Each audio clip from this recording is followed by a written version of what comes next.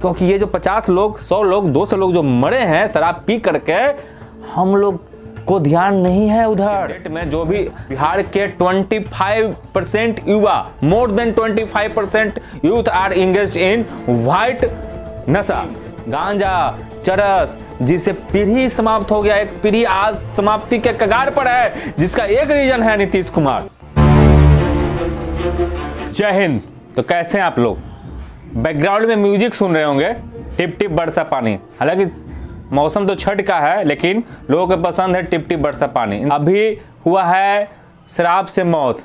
माननीय 108 आदरणीय नीतीश कुमार के शराबबंदी वाला बिहार में सरकारी आंकड़ा के अनुसार पश्चिम चंपारण में 16 लोग मरे हैं शराब पीने से और 13 लोग गोपालगंज में मरे हैं। सरकारी आंकड़ा। और सरकारी आंकड़ा क्या होता है आपको बढ़िया से पता है। जिस बिहार में शराबबंदी के नाम पर वोट लिया जाता है, जिस बिहार में शराबबंदी के नाम पर आधी आबादी को ठगा जाता है, उसी बिहार में शराब पीने से 50 लोगों की हत्या होती है सरकारी आंकड़ा के अनुसार। ये कैसे पॉसिबल है? ये कैसे हम लोग समझे चीजों को? आज शराबबंदी है बिहार में, आज शराब पीने से मौत हो रही है। बात तो आम आदमी की नहीं है, बीएसएफ का जवान भी जहरीली शराब पीने से 2 से 3 लोग मर चुके हैं इसी में। पहले तो एक जगह होता था निर्धारित, एक चौक होता था जहां पर एक शराब का दुकान होता था या बियर बार होता था, वहां मिलता था। अब क्या है कि हर एक गांव में जहरीली शराब का उत्पन्न होता है और वहां से डिस्ट्रीब्यूशन होता है, जो सरकार के निरीक्षण में होता है, जो थाना के निरीक्षण में होता है, थाना के जवाबदेही में होता है और थाना उसको मॉनिटरिंग करता है कि फलना जो है, फलना जो एगो मर्डर किया है वो 5 किलोमीटर देखेगा, जो 2 मर्डर किया अपराधी है उसका दायरा 10 किलोमीटर बेचने का रहेगा। उसी अनुसार जो जितना बड़ा क्राइमर है उस अनुसार उसको क्षेत्र दिया जाता है। बिना प्रशासन के सहयोग से एक बूंद शराब नहीं बिक सकता बिहार में। ये प्रशासन का फेल्यूर है, ये सरकार का फेल्यूर है। आप तमाम लोग जो जनता है, जनता इस राज्य का मालिक है, इस बिहार का मालिक है, उससे कहना चाहते हैं पता है काहे आप लोग के साथ ऐसा होता है? पुलवामा अटैक हुआ था 2019 में, जहां पर 58 लोग मरे थे। उस समय तो बहुत जिंदाबाद, भारत माता की जय, लगता है कि सभी के घर में लोग मरे तो उस प्रकार की प्रतिक्रिया दिए। उसके बाद क्या हुआ? लोग शांत पड़ गए। अभी हाल ही में ऋषि, बेगूसराय के ऋषि लेफ्टिनेंट था, वो मारा गया। क्यों मर रहा है पुलवामा में, चाहे कहीं भी मरता है? क्योंकि हम लोग भूल जाते हैं, कोई भी घटना होता है तो भूल जाते हैं। क्यों? क्योंकि ये जो 50 लोग, 100 लोग, 200 लोग जो मरे हैं शराब पी करके, हम लोग को ध्यान नहीं है उधर, नहीं ध्यान केंद्रित करते हैं। क्यों? क्योंकि जब तक हम लोग की आदत है, जब तक हमारे घर पर किसी प्रकार का दुर्घटना या घटना नहीं होगा हम लोग जागते नहीं हैं, सरकार से सवाल नहीं करते हैं कि सरकार इतना शराब बड़े पैमाने पर कैसे बिक रही है। और बिक रही है, जहरीली शराब बिक रही है। क्या तुम्हारा जो थाना है, जो एक थाना में लगभग 50 लोग रहते हैं, कहाँ सोया रहता है? कहीं ऐसा तो नहीं है जो ये धंधा के रूप में चला रहे हो?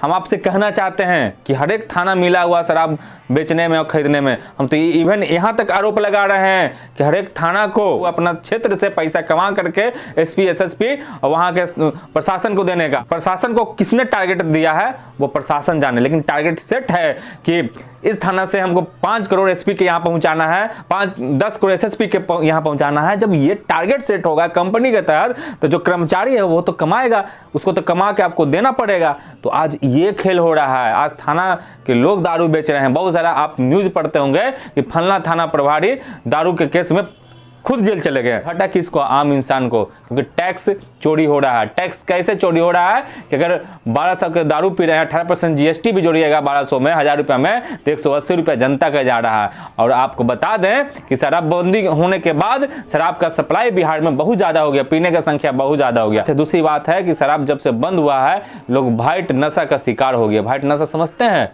अफीम, गांजा, चरस, जिससे पीढ़ी समाप्त हो गया। एक पीढ़ी आज समाप्ति के कगार पर है, जिसका एक रीजन है नीतीश कुमार। क्योंकि नीतीश कुमार के पास कोई आइडियोलॉजी ही नहीं था। नीतीश कुमार के पास जैसे शराबबंदी सफल बनाना था, तो सबसे पहले इसका उपाय करना चाहिए था कि जो लोग शराब पी रहे हैं, जो डिपेंड्स ऑन शराब हो गए हैं, जिनको थकावट होता है दिन भर के काम में, तो शाम में एक पैकेट चाहिए, तो उसको सप्लीमेंट्री के शराब की जगह पर क्या दिया जाए? बढ़िया चीज कि शराब छोड़ दें। क्योंकि अगर आपको सूचित करना चाहते हैं, आपको याद दिलवाना चाहते हैं कि सबसे ज्यादा दुकान खोलने वाला अगर कोई है शराब का, तो लालू यादव नहीं है, माननीय नीतीश कुमार है। सबसे ज़्यादा बिहार में अगर कोई लाइसेंस दिया है तो नीतीश कुमार दिए हैं, और उसके बाद शराबबंदी भी नीतीश कुमार की है। ये जो नीति है हमको समझ में नहीं है। अगर आप शराब के खिलाफ हैं, अगर आपको यह पता है कि शराब पीने से उसका पूरा खानदान बर्बाद हो जाता है, तो आपने सबसे ज़्यादा लाइसेंस देने का काम क्यों किया था? सबके पीछे राजनीति है। आपने तो आदत लगा दिया शराब का, और आदत लगवाने के बाद क्या किया? शराबबंदी कर दिया। और शराबबंदी करने से क्या दिक्कत हुआ कि हर एक लोग तो 1200-1000 खर्चा कर करके शराब नहीं पिएंगे, उसके जगह पर कुछ और लेंगे, कुछ और सब ऑर्डिनोट खोजेंगे, उसमें गांजा आता है, बीएस आता है, और सूंघते हैं, और सूंघने से अपना सब कुछ खो देते हैं। आज के डेट में जो भी बिहार के 25% युवा, more than 25% youth are engaged in white नशा। आपको सोचना होगा बैठ करके, आपकी टीम को सोचनी होगी। ये जो नशा का जो प्रक्रिया चल चुका है बिहार में, जो उड़ता पंजाब फिल्म बना था नशा पर, हमको तो उड़ता पंजाब नहीं, उड़ता बिहार हो रहा है आज। कब तक अपने चीजों को, अपने विफलता को छुपाने के लिए लालू यादव पर अटैक करिएगा, कांग्रेस पर अटैक करिए? कभी देखिए बिहार में क्या चल रहा है। शराब बंद तो कर दिए हैं, लेकिन शराब बंद हो रहा है कि नहीं? अगर प्रशासन चाहेगी तो बॉर्डर से एक बोतल का एक बूंद शराब नहीं आ सकता बिहार में। जो बॉर्डर, नेपाल बॉर्डर हो, झारखंड बॉर्डर हो, बंगाल बॉर्डर हो, यूपी बॉर्डर है, 4 बॉर्डर से लगी हुई हमारा बिहार है। एक भी बॉर्डर से एक बूंद शराब नहीं आएगा। तो कैसे शराब में आप शराबी को पकड़ते हैं? महाराज शराब बेचने वाला को पकड़िए। आप शराब का जो कंपनी का निर्माण करती है उसको सीज करिए। आप बॉर्डर को सील करिए कि जिस बॉर्डर से अगर शराब पकड़ाया तो वहां पर जितने भी अधिकारी हैं उस सब को सस्पेंड किया जाएगा, उस थाना को, पदाधिकारी को सस्पेंड कर दिया जाएगा। आप तो गरीब जनता को पकड़ के जेल में भर देते हैं। जिस क्षेत्राधिकार में अगर शराब के कारण जेल जाए तो उस क्षेत्राधिकार के प्रभारी को भी जेल होना चाहिए। कभी किया ऐसा? तो सिर्फ ये जनता के आंख में धूल झोंकना है, और सरकार को पैसा कमाना है, कमीशन कमाना है। कमीशन कमाने के आड़ में आम जनता के साथ खिलवाड़ हो रहा है, उसके जान के साथ खिलवाड़ हो रहा है। हम शराब के समर्थक नहीं हैं, नहीं हम शराब पीते हैं, शराब तो छोड़ दीजिए, हम खैनी तक नहीं खाते हैं। लेकिन हम कहना चाहते हैं सरकार से कि आप शराब जो बंदी किए हैं वो पूर्णतः खोल दिया जाए, क्योंकि इससे बिहार को घटा है, युवाओं को घटा है।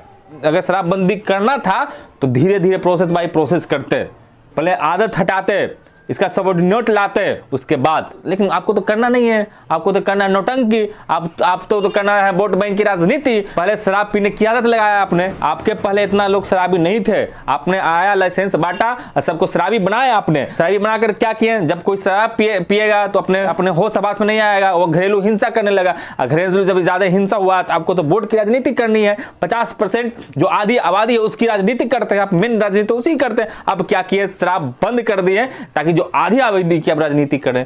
आप राजनीति के चक्कर में क्या हुआ, ये बिहार को बर्बाद कर दिए। आज शराब पी करके लोग 50 लोग, 200 लोग मरे हैं, समझ रहे हैं? 200 लोग मरना शराब में, कहीं कोई हो हल्ला नहीं, किसी तरह के कोई कुछ नहीं, नहीं मीडिया में आ रहा है, नहीं सरकार, नहीं विपक्ष, कोई आवाज नहीं उठा रहा, नहीं जनता का।